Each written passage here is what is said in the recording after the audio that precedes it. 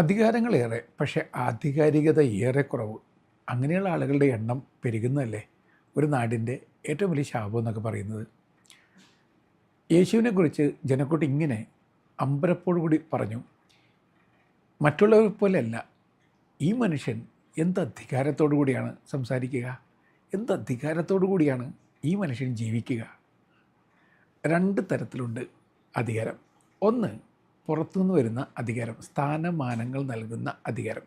രണ്ട്, അകത്തു നിന്നുള്ള അധികാരം. അകത്തുനിന്നുള്ള അധികാരം എന്ന് പറയുന്നത് ഒരാളുടെ സംശുദ്ധ ജീവിതം നൽകുന്ന ആർജവത്വത്തിൻ്റെ ആധികാരികത.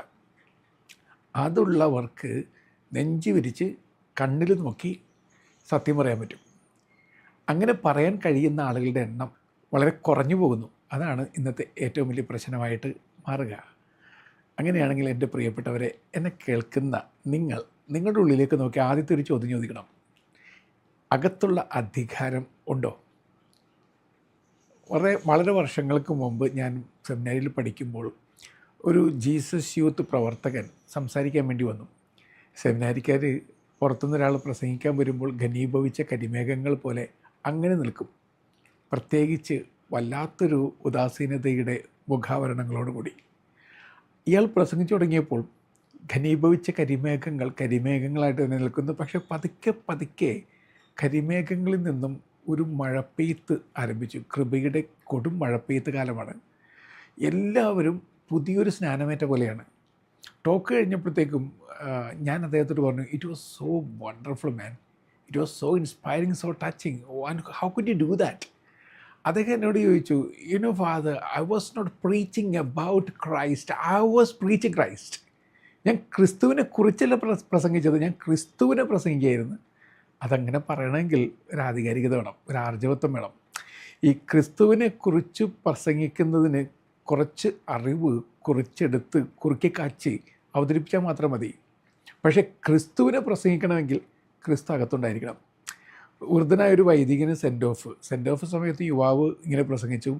ഞങ്ങളുടെ ഈ അച്ഛൻ അധികമൊന്നും പ്രസംഗിച്ച് കണ്ടിട്ടില്ല, പക്ഷേ ഞാൻ കേട്ടിട്ടുള്ള ഏറ്റവും സുന്ദരമായിട്ടുള്ള വചനം അച്ഛൻ്റെതായിരുന്നു. കാരണം അച്ഛൻ്റെ പ്രസംഗം അച്ഛൻ്റെ ജീവിതമായിരുന്നു. എൻ്റെ ജീവിതമാണ് എൻ്റെ സന്ദേശം എന്ന് ഗാന്ധി പറഞ്ഞു. അപ്പോൾ അടുത്തൊരു ചോദ്യമുണ്ട്. എന്നെ കേട്ടുകൊണ്ടിരിക്കുന്ന സുഹൃത്തെ, നിങ്ങൾക്ക് നെഞ്ചു വിരിച്ച് ഒരാളുടെ കണ്ണിൽ നോക്കി അതാ എൻ്റെ ജീവിതമാണ് എൻ്റെ സന്ദേശം എന്ന് പറയാൻ സാധിക്കുമോ? അത് സാധിക്കാത്തതാണ് ഏറ്റവും വലിയ പ്രശ്നം എന്ന് പറയുന്നത്. ഇനി കുടുംബജീവിതത്തിലേക്ക് വരിക. കുടുംബങ്ങളിലൊക്കെ ആധികാരികത വളരെ കുറഞ്ഞു വരികയാണ്. മക്കളുടെ മുമ്പിൽ അകത്ത് ഇരുട്ടെല്ലാം മറച്ചു വെക്കാൻ പെടാപ്പാട് പെട്ടിട്ട് വെളിച്ചത്തെക്കുറിച്ച് പ്രസംഗിക്കുന്ന മാതാപിതാക്കളുടെ എണ്ണം കൂടിപ്പോവുകയാണ്. അതല്ലേ പ്രശ്നം എന്ന് പറയുന്നത്. മനിലയിൽ എൻ്റെ താമസക്കാരൻ, ധനാഠ്യനായ ഒരു മനുഷ്യൻ, അയാളുടെ ടീനേജ് മകനുമായിട്ട് എൻ്റെ മുറിയിൽ വരുന്നു. അവൻ ഉറഞ്ഞുപോയ മഞ്ഞുമല പോലെയായിരുന്നു. ഇയാൾ എന്നോട് പറയുന്നു, if possible talk to him and if possible correct him. പറ്റുമെങ്കിൽ സംസാരിക്കുക അച്ഛൻ, പറ്റുമെങ്കിൽ അവനെ നന്നാക്കുക. അയാൾ മുറിവിട്ട് പോയി. എന്തൊരു മനുഷ്യനാണ്! ഞാൻ പറഞ്ഞല്ലോ, മകൻ മഞ്ഞുമല പോലെ അങ്ങനെ നിൽക്കുകയാണ്. പെട്ടെന്നൊന്നും ഒരുങ്ങുന്ന ലക്ഷണമില്ല. ഞാൻ ഇന്ത്യൻ രീതിയിൽ ചായയൊക്കെ തയ്യാറാക്കി കൊടുത്തു. സൗഹൃദത്തിൻ്റെ ഊഷ്മളത തട്ടിക്കഴിഞ്ഞപ്പോൾ പതുക്കെ മഞ്ഞുമല ഉരുകാൻ തുടങ്ങി. അപ്പോൾ ഞാൻ മനസ്സിലാക്കി, അവൻ മഞ്ഞുമലയല്ല, അഗ്നിപർവ്വതമാണ്. അകത്ത് തളം കെട്ടി നിൽക്കുന്ന ലാവ പ്രവാഹമായിട്ട് പുറത്തേക്ക് ഇങ്ങനെ വമിച്ചുകൊണ്ടിരിക്കണം, പൊള്ളിപ്പിക്കുന്ന വിധത്തിൽ. അവൻ എന്നോട് ചോദിക്കുന്നു, what do you know about my dad? എൻ്റെ അപ്പനെക്കുറിച്ച് എന്തറിയാം? ഞാൻ പറഞ്ഞു, എല്ലാ ദിവസവും പള്ളിയിൽ വരുന്നുണ്ട്, എല്ലാ ചർച്ച ഓർഗനൈസേഷൻസിലും അംഗത്വമുണ്ട്, അതുപോലെ തന്നെ നല്ല ഡൊണേഷൻ നൽകുന്നതെന്നൊക്കെ പറഞ്ഞു കേട്ടിട്ടുണ്ട്, അത്രയൊക്കെ അറിയാൻ പാടുള്ളൂ. അപ്പോൾ അവൻ ചോദിക്കുന്നു, വാട്ട് എൽസ്? വേറെ എന്തറിയാം? ഞാൻ പറഞ്ഞു, വേറെ ഒന്ന് അറിഞ്ഞുകൂടവനെ. അവൻ സ്വരം ഉയർത്തി പറഞ്ഞു, ദാറ്റ് ഡേർട്ടി ഫെലോ, ആ വൃത്തികെട്ട മനുഷ്യൻ എൻ്റെ അമ്മയെ എന്നും പറ്റിച്ചുകൊണ്ടിരിക്കുകയാണ്. അറിയോ? അറിയില്ല മോനെ. ആൻഡ് ദാറ്റ് ഡേർട്ടി ഫെലോ, ആ വൃത്തികെട്ട മനുഷ്യൻ ഒരുപാട് സ്ത്രീകളുടെ പിന്നാലെ നടക്കുന്നയാളാണ്. അറിയോ? അറിയില്ല. ആൻഡ് ദാറ്റ് ഡേർട്ടി ഫെലോ, ആ വൃത്തികെട്ട മനുഷ്യൻ ഒരു ചീറ്റാണ്, ആബ്സലൂട്ട് ചീറ്റ്. അറിയോ അത്? എനിക്ക് അറിഞ്ഞുകൂടാ മോനെ. എന്നിട്ട് ഇവൻ പറയുന്നു, എങ്കിൽ അങ്ങനെയാണ്, മഹാവൃത്തികെട്ട മനുഷ്യനാണ് എൻ്റെ അപ്പൻ. എല്ലാ വൃത്തികേട് ചെയ്തതിന് ശേഷം കുറേ പുസ്തകങ്ങളായിട്ട് വരും, വിശുദ്ധരുടെ ജീവചരിത്രമാണ് എൻ്റെ മുന്നിലിട്ടിട്ട് പറയും, my son learn from them, പഠിക്കുക.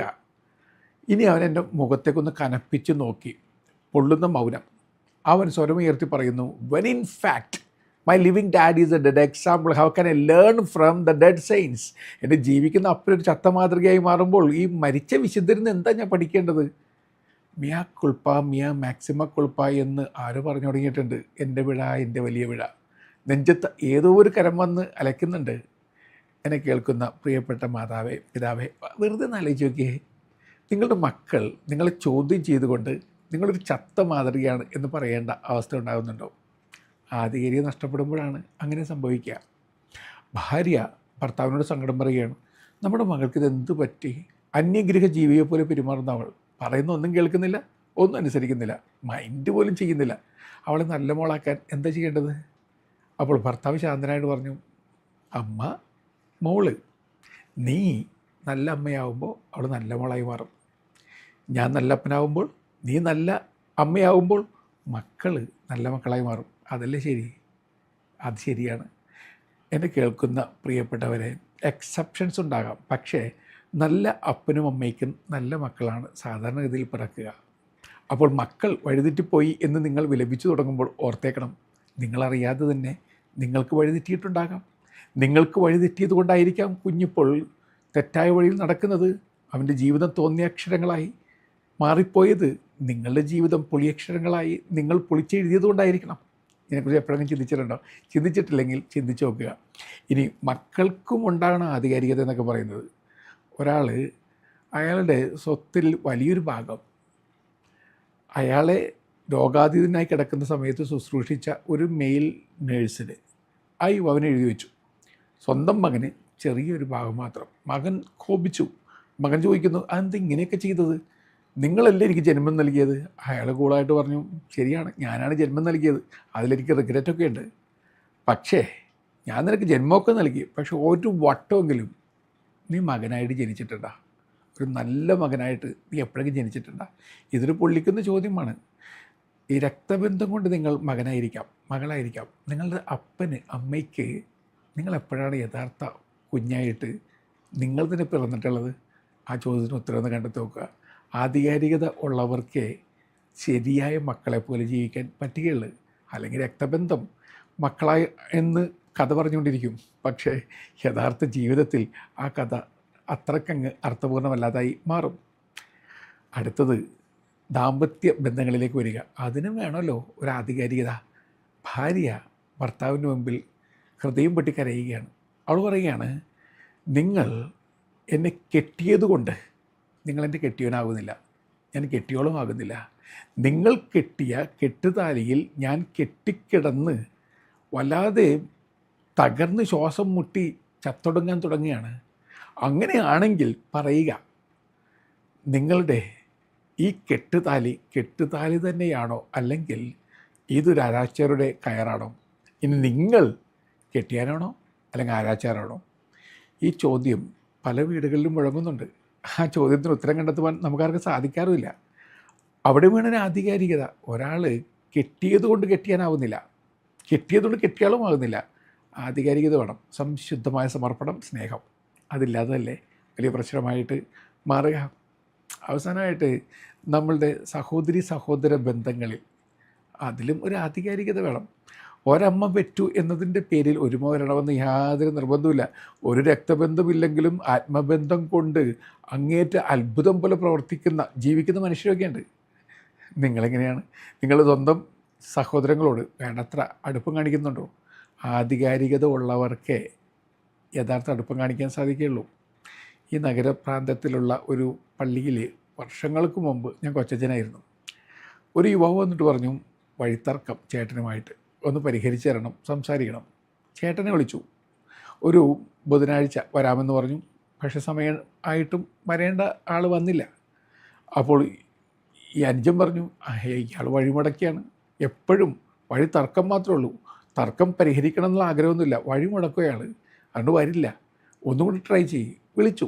അപ്പോൾ പറഞ്ഞു, വ്യാഴാഴ്ച വൈകുന്നേരം വന്നേക്കാം, തിരക്ക് കൊണ്ട് മറന്നുപോയതാണ്. വിശ്വസിച്ചു. വരണമെന്ന് ഉറപ്പിച്ചു പറഞ്ഞു, വരാമെന്ന് ഉറപ്പിച്ചു പറഞ്ഞു. പക്ഷേ വ്യാഴാഴ്ച രാവിലെ അനുജൻ ഒരു ബൈക്ക് അപകടത്തിൽ മരിച്ചു. വൈകുന്നേരം മീറ്റിംഗ് പറഞ്ഞ സമയത്ത് ഫ്യൂണറലാണ്, ശവസംസ്കാര കർമ്മത്തിന് വേണ്ടി ഞാൻ തന്നെ ചെല്ലുന്നു. ഈ ചേട്ടൻ അനുജൻ്റെ മൃതദേഹം കെട്ടിപ്പിടിച്ച് പൊട്ടിക്കരഞ്ഞ് പൊട്ടിച്ചിതറി അവിടെ എങ്ങനെ ഇരിക്കുകയാണ്. അയാൾ വിളിച്ചു പറയുന്നു, മോനെ, വീടും വേണ്ട, പുരയിടവും വേണ്ട, വഴിയും വേണ്ട, ഒന്നും വേണ്ട, നീ ഒന്ന് ജീവിതത്തിലേക്ക് വന്നാൽ മതി. മൃതദേഹത്തെ കെട്ടിപ്പിടിച്ചുകൊണ്ട് പൊട്ടിക്കരയുന്ന നിങ്ങൾ തിരികെ വരിക എന്ന് പറഞ്ഞാലും മരിച്ചാലും തിരികെ വരില്ലല്ലോ. അതുകൊണ്ട് ജീവിതത്തിൽ ജീവിക്കുന്ന നേരത്ത് സ്നേഹത്തിൻ്റെ ആധികാരികത കൊണ്ടുവരിക. ആ ആധികാരികത കൊണ്ടുവന്നു കഴിഞ്ഞാൽ ജീവിതത്തിൽ ഒരു ബലമുണ്ട്. നമ്മൾ പുറത്തുള്ള ബലങ്ങളൊക്കെ കൂട്ടിച്ചേർത്തിട്ടും എന്തുകൊണ്ടാണ് ബലഹീനത ഫീൽ ചെയ്യുന്നത്? അകത്ത് ബലമില്ല. സംശുദ്ധ ജീവിതത്തിൻ്റെ, കരുണയുടെ, സ്നേഹത്തിൻ്റെ ബലമില്ല. അതുകൊണ്ട് വെറുതെ ഇങ്ങനെ അപ്പൊപ്പം താടി പോലെ, അല്ലെങ്കിൽ ഏതോ കാറ്റത്ത് പറന്നു പോകുന്ന പതിര് പോലെ നമ്മൾ മുന്നോട്ട് പോയിക്കൊണ്ടിരിക്കുകയാണ്. അതുകൊണ്ട് എൻ്റെ പ്രിയപ്പെട്ട ചങ്ങാതി, കുറച്ചുകൂടി ബലം ഉള്ളിൽ കൊണ്ടുവരിക, ആധികാരികത വീണ്ടെടുക്കുക. നല്ല യാത്ര നേരുന്നു.